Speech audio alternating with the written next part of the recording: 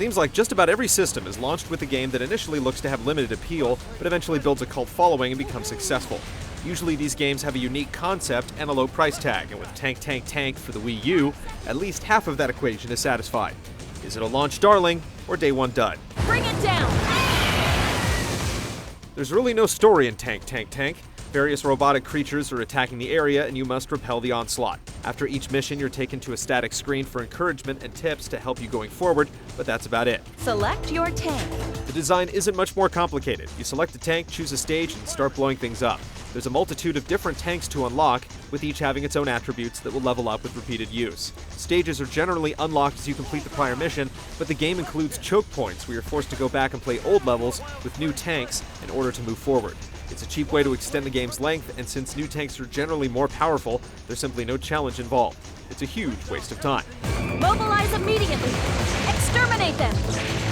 The multiplayer modes are a little more diverse. You get the typical deathmatch variants, but you can also play a separate campaign cooperatively with friends, but it essentially recycles the same missions from the single-player experience. The lone mode that has some semblance of creativity has one player using the gamepad to play as a large robotic Kong with their face plastered on it, while the other players try to topple it.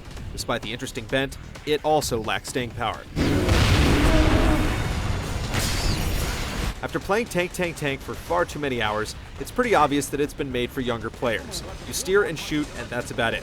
All the targeting is automatic, which can be infuriating when you're trying to drop those last few robots with the timer running out.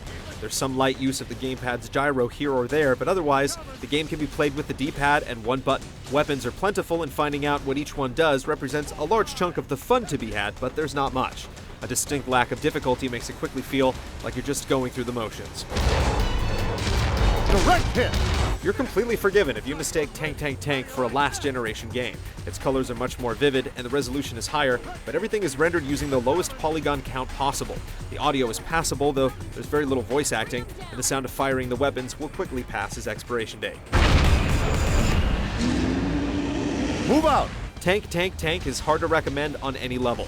It's short on content, fails to take much advantage of the Wii U hardware, lacks gameplay depth, and quickly becomes monotonous. It holds some charm for those who enjoy massive creature flicks, but everyone else should steer clear despite its discounted price tag.